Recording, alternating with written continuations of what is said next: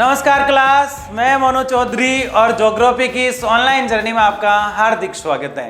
कक्षा 12 का भूगोल पढ़ते हुए हम आगे बढ़ रहे हैं और कक्षा 12 के हमारे इस प्यारे से और सुंदर से भूगोल में भारत, लोग और अर्थव्यवस्था किताब का हम अध्ययन कर रहे हैं।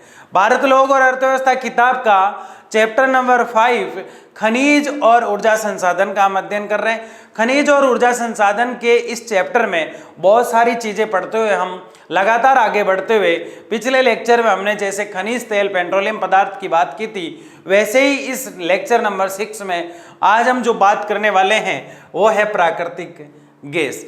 आप सब जानते हैं कि प्राकृतिक गैस और खनिज तेल ये आदि चीजें ऊर्जा संसाधन में आ जाती है। किस में आ जाती है? जैसे सौर ऊर्जा हो गई, जैसे ज्वारीय ऊर्जा हो गई, भूतापीय ऊर्जा हो गई, यानी ऐसी ढेर सारी ऊर्जाएं जो होती है। कोयला भी ऊर्जा संसाधन में आता है। ये सब ऊर्जा संसाधन होते हैं, जबकि लोहा, तांबा, बॉक्साइट, एल्यूमिनियम ये सब खनिज होते हैं।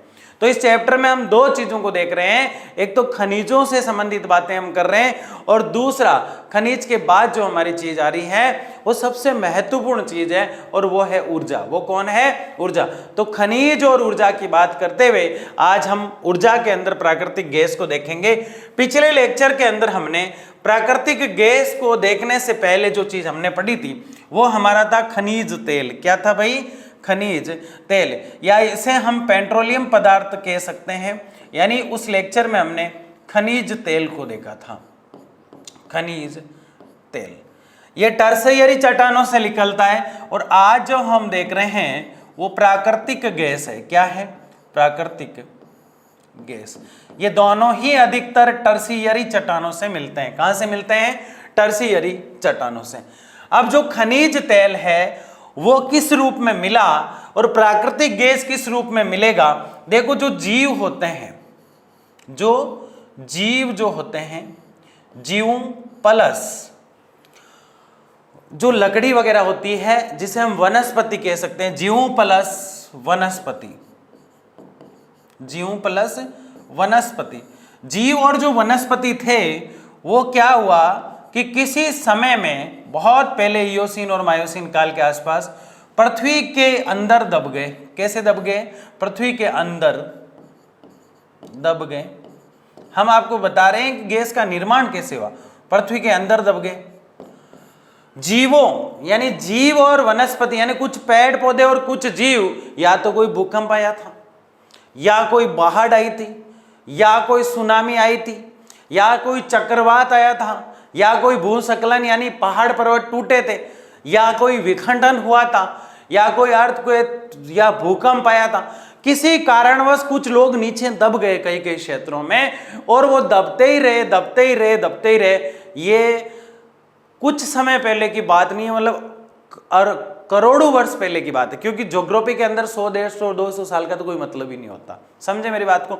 तो बहुत पुराने समय की बात मैं कर रहा हूं। उस समय कुछ जीव जो थे, कुछ वनस्पति जो थे, वो नीचे दब गए पृथ्वी के, और नीचे दबने से उन पर दबाव पड़ता रहा, तो कुछ तो प्राकृतिक गैस का रूप ले लेते हैं, कुछ खनिज तेल का रूप ले लेते हैं और वो पृथ्वी के अंदर दबे रह जाते हैं। ऐसा क्यों हुआ?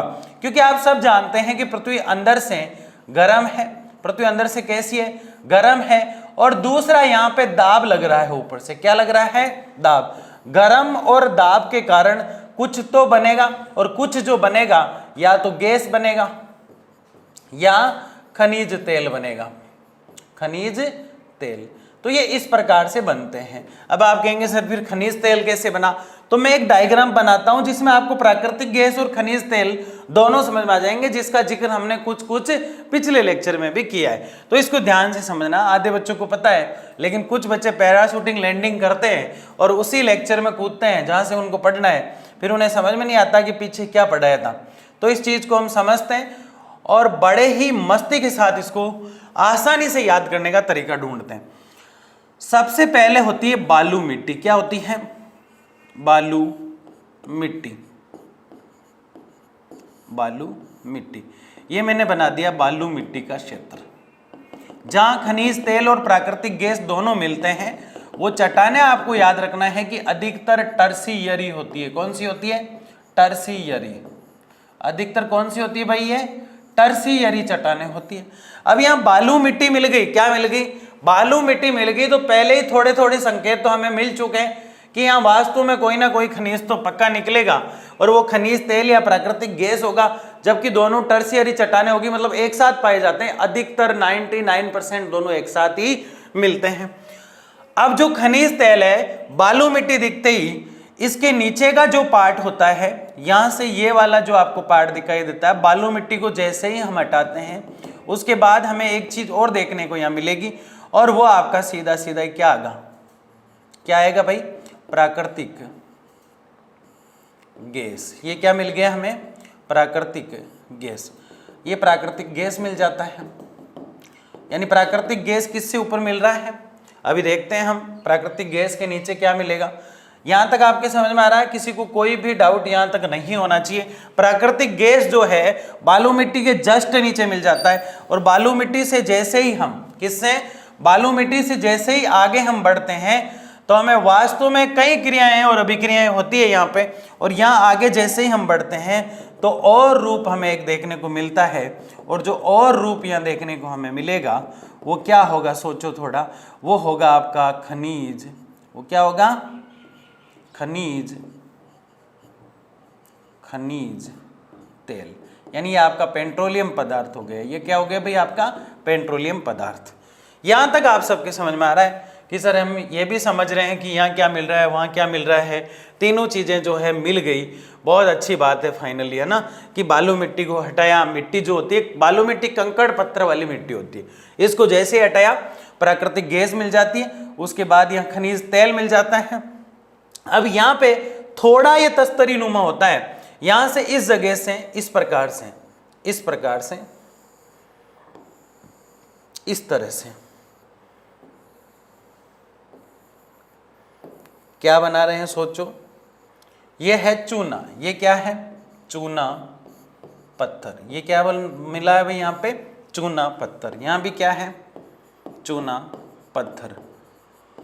और सबसे महत्वपूर्ण बात की अगर बात करें तो सबसे लास्ट में जो यहां मिलता है वो है पानी। वो क्या है भाई? पानी। ये है आपका पानी। समझ आओगे ना? तो देखो, सबसे पहले कौन मिला? बालू मिट्टी मिली। उसके बाद क्या मिला? प्राकृतिक गैस मिला। उसके बाद क्या मिला? खनिज तेल मिला। उसके बाद क्या है? यहाँ पे चूना पत्थर है, पक्का याद रखें आप। उसके बाद क्या है? यहाँ पे चूना पत्थर है, साइडों में कुछ तस्तरी नुमा आकृति है।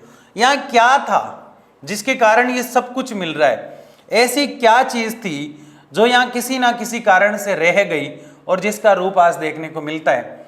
या तो कोई जीव है, या फिर क्या है? वनस्पति है। और जीव जो वनस्पति है, अगर मान लो कोई जीव यहाँ है, कोई जीव यहाँ है, कोई पेड़ यहाँ था जो नीचे धस गया जाके, कोई पेड़ यहाँ था, अभी इस पे पड़ेगा दबाव। इस पे क्या पड़ेगा? दबाव पड़ेगा, प्लस पृथ्वी का पूरा ताप पड़ेगा इसके ऊपर। ताप और दबाव पड़ने से ये चीजें या तो गैस फॉर्म में बदल जाएगी या तेल फॉर्म में बदल जाएगी। तो जरूरी नहीं है कि गैस है तो नीचे तेल होगा ही होगा। कभी कभी तेल नहीं मिल पाता है, और कभी कभी गैस की मात्रा बहुत कम होती है, तेल जल्दी निकल जाता है, लेकिन अधिकतर इस फॉर्म में मिलता है। बताओ ये बात समझ में आई कि नहीं आई? तो ये यहां इसलिए समझा रहे हैं आपको क्योंकि प्राकृतिक तेल जो है और प्राकृतिक गैस जो है, प्राकृतिक गैस जो मीथेन हो गई, ब्यूटेन हो गई, प्रोपेन हो गई, जैसे अपने घर का जो सिलेंडर होता है ना, उसमें होती है ब्यूटेन और प्रोपेन। मीथेन विषैली गैस होती है। तो ये जो गैसें होती है इसको कैसे काम में लिया जा सकता है? तो ब्यूटेन प्रोपेन जो सिलेंडर में काम आती है वो प्रकृति से निकाली जाती है और यहां से निकलेगी। ये चट्टानें कौन सी होती है याद रखना है आपको, टर्शियरी।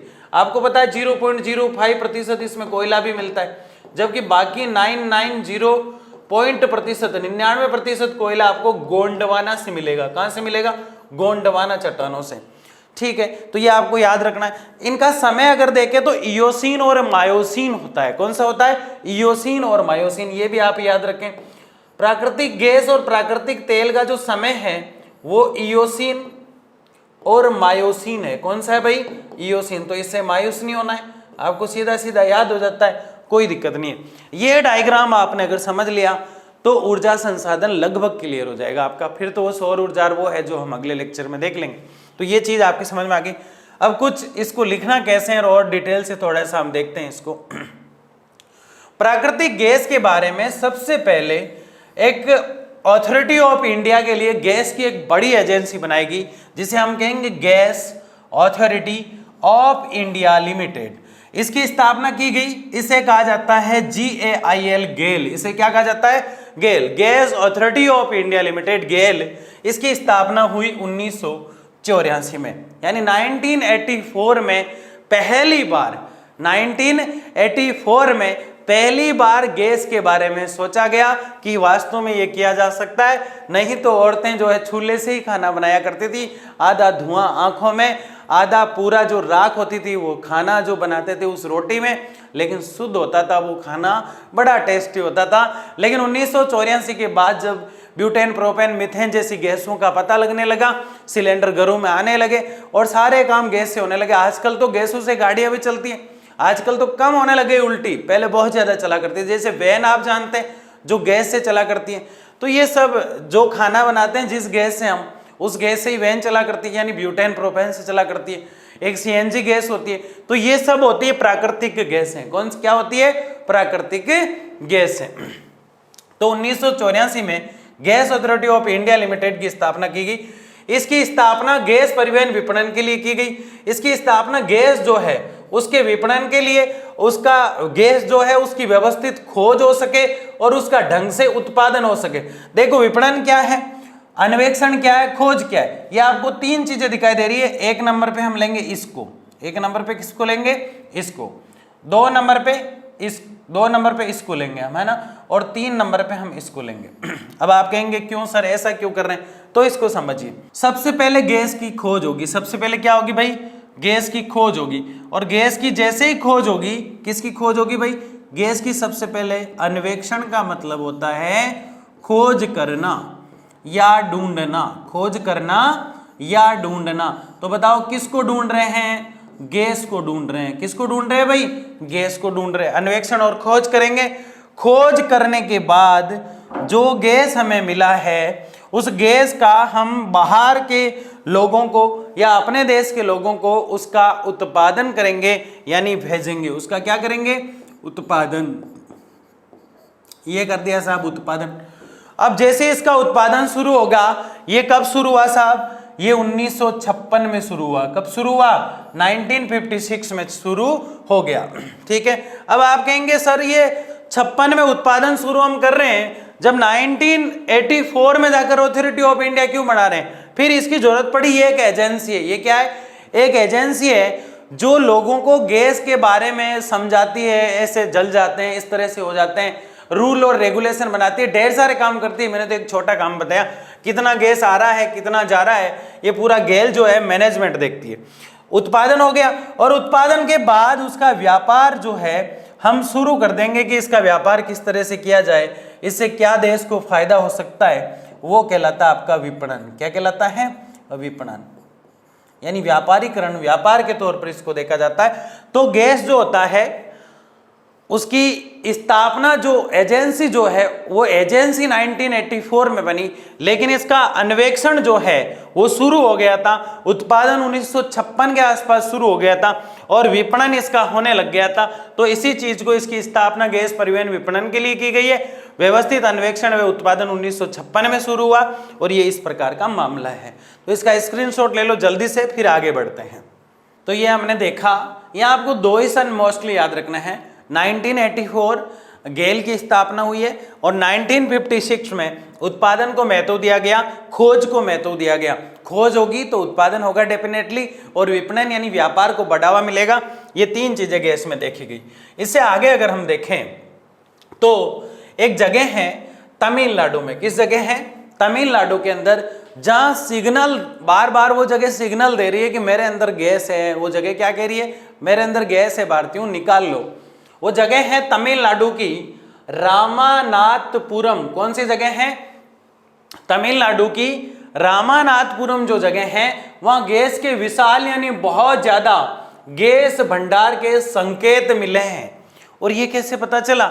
मात्र एक अखबार से। किससे पता चला? एक अखबार से। अखबार चलता है जिसको आईएएस वाले बच्चे बहुत पढ़ते हैं, समाचार पत्र द हिंदू। किस नाम से? द हिंदू के नाम से। 596 यानी कि 5/9/2006 की एक रिपोर्ट थी के अनुसार रामनाथपुरम जिले में तेल, दोनों साथ साथ मिलेंगे, और गैस यानी प्राकृतिक गैस और पेट्रोलियम खनिज तेल, आयोग ने प्राकृतिक गैस भंडारों के संभावित क्षेत्र बताए। यानी कि रामनाथपुरम जो तमिलनाडु का है, यहाँ खनिज तेल और खनिज नहीं होकर उसे कहेंगे प्राकृतिक गैस, खनिज तेल और प्राकृतिक गैस के ढेर सारे भंडार हैं।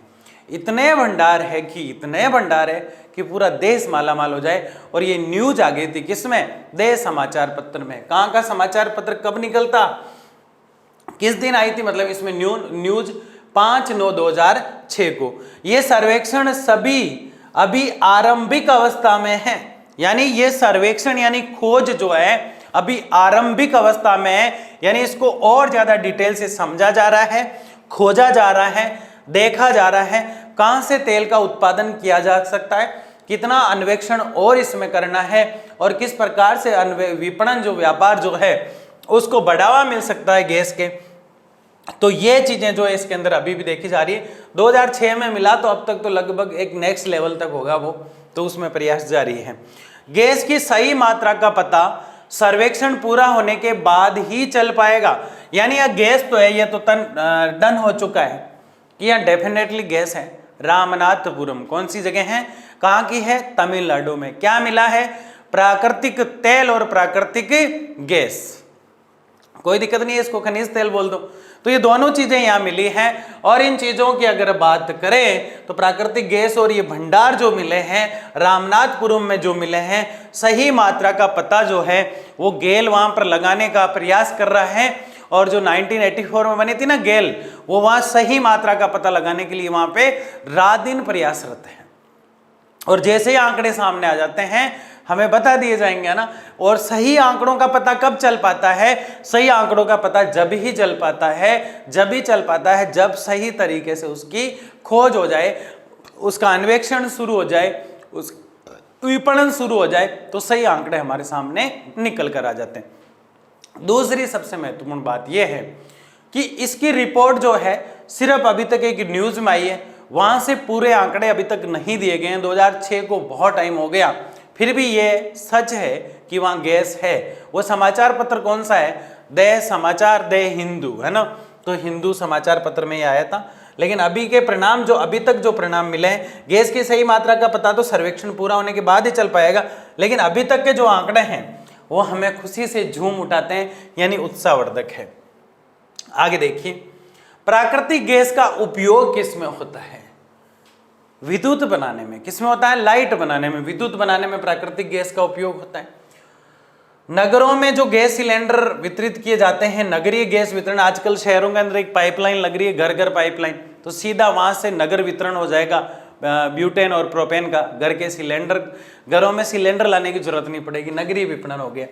घरेलू गैस के उपयोग में, घर में जो सिलेंडर रहता है, यानी जितने भी गैस के सिलेंडर है वो प्राकृतिक गैस है। और उसके अंदर कौन सी गैस है? मीथेन। कौन सी गैस है उसके अंदर? मीथेन और प्रोपेन और ब्यूटेन, ये मुख्य गैसें होती हैं। लेकिन मीथेन भाई सिलेंडर में नहीं होती है, ये तो सिर्फ विषैली गैस है। प्रोपेन और ब्यूटेन सिलेंडर में होती है, ये पक्का आप याद रखें। सिलेंडर, ठीक ना, गैस सिलेंडर। मीथेन जो है कि विषैली गैस है। कैसी गैस है भाई? विषैली गैस है। तो ऐसी ढेर सारी गैसें हैं जिनको और भी हम पढ़ेंगे। तो घरेलू उपयोग में भी लिया जाता है। वाहनों के ईंधन, जैसे मैंने बताया ना, वैन जो होती है, डिब्बा कार जो होती है ना, डिब्बे वाली कार, वैन है ना, देखिए सब लोगों ने। तो वाहनों के ईंधन के रूप में भी, यानी वाहनों में पेट्रोल की जगह इसका भी इस्तेमाल किया जा सकता है। लेकिन एक किट विट लगता है, उसको सही व्यवस्थित किया जाता है, एक अथॉरिटी लेनी पड़ती है, क्योंकि गैस जो है वो काफी खतरनाक होता है खनिज तेल से, जल्दी आग पकड़ता है खनिज तेल से। कौन? गैस। जैसे कि खनिज तेल जो है यहाँ है, तो यहाँ से लगभग 200-300 मीटर तक आग पकड़ने का डर रहता है, लेकिन गैस हवा में मिल जाती है और हवा में मिलके बहुत जल्द आग को भयंकर तरीके से फैला देती है। इसलिए प्राकृतिक गैस का बड़ा ध्यान रखा जाता है, इसलिए इसका उपयोग कम मात्रा में ही किया जाता है, इस तरह दय धमाधम तरीके से नहीं किया जाता। तो ये समझ गए आप कि लाइट बनाने में किया जाता है, नगरों में एक पाइपलाइन के माध्यम से सप्लाई की जाती है, घरों के अंदर सिलेंडर दिए जाते हैं और वाहनों में भी दिया जाता है। ये देखो नहर के अंदर जो सप्लाई हो रही, आगे देखिए नगरों के अंदर जो सप्लाई हो रही। विशेष क्या है, प्राकृतिक गैस उन गैसों का मिश्रण है जो हाइड्रोकार्बन से भरपूर है। हाइड्रोकार्बन का मतलब जलने वाली चीजें। जैसे कोयले में क्या था, कार्बन था या नहीं था कोयले में? अरे भाई कोयला हमने पढ़ा है, कोयला पूरा ही कार्बन युक्त है। कोयले में क्या था, कार्बन, और उसकी मात्रा भी हमने देखी। जैसे एंथ्रासाइट हमने पढ़ा, उसमें देखा बहुत 80 से लेकर 95%। उसके बाद हमने बिटुमिन्स, लिग्नाइट और पिट, ये 4 रूप देखे थे ना कोयले के। चारों रूपों में हमें क्या देखने को मिल रहा था, कार्बन की मात्रा देखने को मिल रही थी। सबसे ज्यादा कार्बन एंथ्रासाइट, सबसे कम लिग्नाइट, पिट में भी कम था। तो इस प्रकार से कार्बन क्या करता है, जलता है। कार्बन क्या करता है भाई, जलता है। इसलिए ये हाइड्रोकार्बन से भरपूर होती है। किससे, हाइड्रोकार्बन से भरपूर होती है। कौन, गैसें, जितनी भी प्राकृतिक गैसें होती है। और प्राकृतिक गैसें अगर हाइड्रोकार्बन से भरपूर होती है तो इसका मतलब ये डेफिनेटली कि खनिज तेल भी जो है प्राकृतिक गैस की तरह ही है, जलता है, आग पकड़ता है। कार्बन के कारण ही ऐसा हो पाता है। बताओ कोयला खनिज था या संसाधन? कोयला संसाधन था और ऊर्जा संसाधन था, ठीक है ना। लोहा खनिज था, तांबा खनिज था, बॉक्साइट खनिज था, जबकि खनिज तेल है, प्राकृतिक गैस है, कोयला है, ये सब ऊर्जा संसाधन कहलाते हैं। प्राकृतिक गैस का निर्माण कैसे होता है ये हम देख चुके हैं, लेकिन यहाँ पे देखिए एक डायग्राम के माध्यम से समझाने का प्रयास किया कि पेड़ पौधे होते हैं, जैसे कोई पौधे होते हैं, वो किसी कारणवश पृथ्वी के अंदर धंस गए, या तो कोई बाढ़ आई उस समय, कारणों का अभी तक पता नहीं चला, या कोई ज्वालामुखी आई, क्योंकि अरबों खरबों पहले की बात है। ज्वालामुखी आप सब जानते हैं, पृथ्वी के अंदर से लावा निकलता है, ठंडा होकर मैग्मा बन जाता है और आग का छेद हो जाता है। पृथ्वी अंदर से गर्म है, इसलिए वो क्षेत्र ज्वालामुखी कहलाता है। भूकंप आप समझते हैं, पृथ्वी में कंपन होता है, सीस्मोग्राफ से नापा जाता है। सुनामी आप समझते हैं, समुद्रों में आती है। 8 घंटे पहले एक डाटा मशीन होती है जो सुनामी की जानकारी दे देती है। उसके अलावा भूस्खलन, पर्वतों का टूटना होता है भूस्खलन, या कोई वलन होता है कि मोड़ आ जाता है। कोई ऐसी घटना हुई होगी उस समय जिस वजह से ये जो पौधे थे और ये जो जानवर थे या मानव थे, ये सब के सब अंदर धंस गए थे पृथ्वी के अंदर। किसके अंदर, पृथ्वी के अंदर धंस गए और इनके ऊपर दबाव पड़ता रहा। क्या पड़ता रहा, पृथ्वी के अंदर पेड़ पौधे और मानव धंस गया तो उनके ऊपर दबाव पड़ता रहा, और दबाव इतना तीव्र था, इतना तेज था कि वो दबते गए और वो धीरे धीरे चिप्स की फॉर्म में आ गए, है ना। तो तेल तो निकलना ही है, निकलेगा ही नहीं निकलेगा, तो लाखों वर्षों बाद जो है वह खनिज तेल और प्राकृतिक गैस बन जाता है। इस चीज का आपको ध्यान रखना है कि प्राकृतिक गैस का निर्माण ऐसे होता है, पौधे और जानवर किसी ना किसी समय में किसी ना किसी कारण से पृथ्वी के अंदर धंस गए थे। परिभाषा बता रहा हूं मैं, सुनो ध्यान से, कि किसी समय में पौधे और जानवर धरती के अंदर किसी कारणवश बाढ़ या ज्वालामुखी या भूकंप या सुनामी या भूस्खलन के कारण पृथ्वी के अंदर नीचे धंस गए थे। पृथ्वी का दबाव इतना था, पृथ्वी में तीव्रता इतनी थी, पृथ्वी में ताप भी इतना था, गर्मी के कारण, दबाव के कारण, तेज प्रेशर के कारण वो जो है दबते गए और लाखों वर्षों बाद जो वनस्पति और पौधे थे वो प्राकृतिक गैस का, खनिज तेल का और टर्शियरी चट्टानों का रूप ले लेते हैं। टर्शियरी चट्टानों का रूप ले लेते हैं। ये जो बातें हम आपको बता रहे हैं ये इयोसीन काल की है। किस काल की है भाई, इयोसीन काल की है और मायोसीन काल की है। किस काल की है, मायोसीन। इयोसीन और मायोसीन। अगर मैं यहाँ कार्बोनीफेरस कर दूं तो कोयले का टाइम आ जाएगा। किसका आ जाएगा, कार्बोनीफेरस। अगर मैं पर्मियन कर दूं तो कोयले का टाइम आ जाएगा, और ये समय जो है ये है, और चट्टाने यहाँ गोंडवाना आ जाएगी। कौन सी आ जाएगी? गोंडवाना। तो अब आप समझ पा रहे होंगे, कोई भी खनिज तेल या खनिज संसाधन जो होते हैं, संसाधन और खनिज जो होते हैं, वो उनका एक पर्टिकुलर समय होगा। जैसे कोयले का कार्बोनिफेरस और पर्मियन है, हमारा खनिज तेल का इयोसीन और मायोसीन है, ये टाइम पीरियड है। जैसे हिस्ट्री में सिंधु घाटी और वैदिक होता है, और जो चीज़ मिलेगी खनिज तेल और प्राकृतिक गैस जो है उनके अंदर, या कोई खनिज जो है वो मिलेगा तो उनका भी समय होगा। तो उनका जो समय है वो है इयोसीन और मायोसीन, और जो चट्टाने हैं वो है टर्शियरी का। कौन सी है? टर्शियरी। तो चट्टाने भी होगी और समय भी होगा। ये दोनों चीज़ें आपको समझ में आ जानी चाहिए। आगे बढ़ते हैं। प्राकृतिक गैस का वितरण सबसे ज्यादा कहाँ है? तो असम में है, मेघालय में है, गुजरात में है, खंबात की खाड़ी में है, मुंबई हाई क्षेत्र में है, राबा संरचना और तमिलनाडु पेरानगुलम क्षेत्र में है। देखो, आपको सबसे पहले इसको याद करना है कि असम और मेघालय में प्राकृतिक गैस के भंडार है, गुजरात के क्षेत्र में भी है, खंबात की खाड़ी में भी है, और मुंबई हाई में भी है। ये तो आपको याद हो ही जाना चाहिए। आगे याद करो तो आपकी इच्छा है। असम, मेघालय, गुजरात, खंबात, मुंबई। असम, मेघालय, गुजरात, खंबात, मुंबई, ऐसे याद इसको रखना है। तो यह है प्राकृतिक गैस वितरण के क्षेत्र। देखो, गैस सिलेंडर में भरे जाते हैं इस प्रकार से। उपयुक्त क्षेत्रों में प्राकृतिक गैस का बड़े पैमाने पर उत्पादन होता है, यानी कि जो आपको असम, मेघालय वगैरह दिखाई दे रहे थे, वहां बहुत ज्यादा मात्रा में उत्पादन होता है गैस का।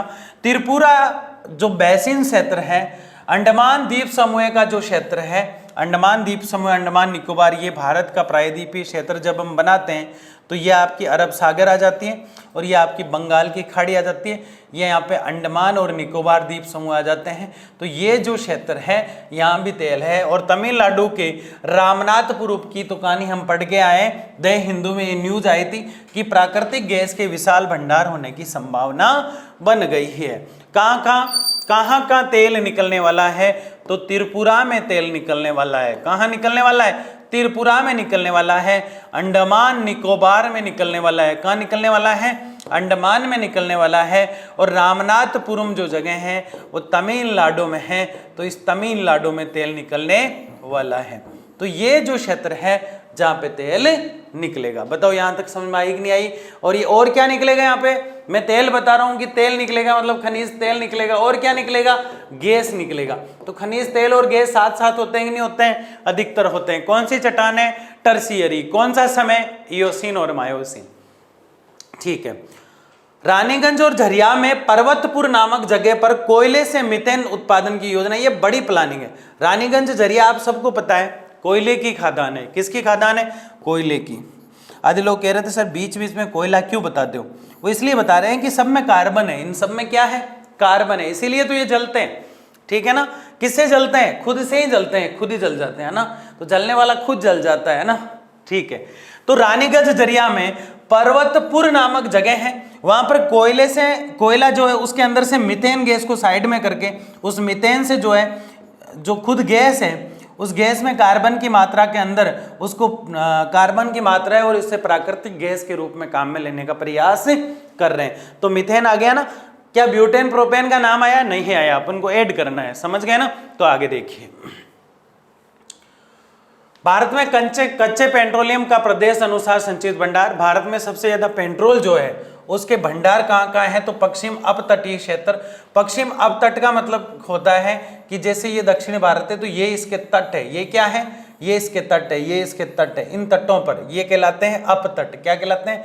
तो बॉम्बे हाई महाराष्ट्र के आसपास, असम, गुजरात ये तटों पर है। पूर्वी अपतटीय राजस्थान, ये सब जो क्षेत्र है, राजस्थान अपतट में नहीं है। पश्चिम के जो तट है, ये पहला पॉइंट है। असम तटों पर नहीं है, गुजरात तट पर नहीं है, पूर्वी अपतटीय क्षेत्र फिर आ गया। जबकि राजस्थान में बिना तट के भी गैस आदि पाए जाते हैं। राजस्थान में एक जगह है जैसलमेर। कौन सी जगह है?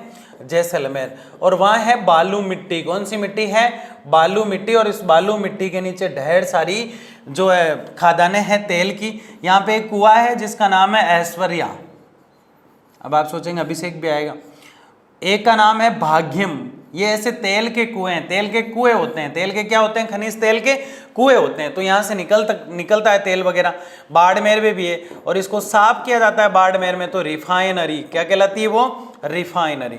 तो ये इस प्रकार से तेलों को निकाला जाता है। ये प्रतिशत वगैरह दे रखे हैं, आपको ध्यान रखना है कि भारत में कच्चा पेट्रोल कहाँ कहाँ मिलता है, तो अपतटीय क्षेत्रों में असम में, गुजरात, पूर्वी तट, और जितना भी पेट्रोल होता है वो पहले कच्चा ही होता है। कच्चे पेट्रोलियम प्रदेश उत्पादन कितना हो रहा है, ये उत्पादन है वो संचित भंडार है, वो क्या है, संचित भंडार। राजस्थान, गुजरात, असम ये ऊपर नीचे हो जाते हैं क्योंकि संचित भंडार में जैसे कि चावल बोए कहाँ जाते हैं, पश्चिम बंगाल में ज्यादा, जबकि होते कहाँ हैं, पंजाब में ज्यादा होते हैं। जबकि हमने कुछ समय पहले पढ़ा कि सबसे ज्यादा कोयला जो है वो भंडार तो आपको देखने को मिलते हैं झारखंड में, इन झारखंड वगैरह आदि चीजें जो होती है, जबकि उसके क्षेत्र को हम उत्पादन में देखेंगे तो आंकड़े चेंज हो जाते हैं, तो ये बदल जाते हैं, आपको इस चीज का ध्यान रखना है।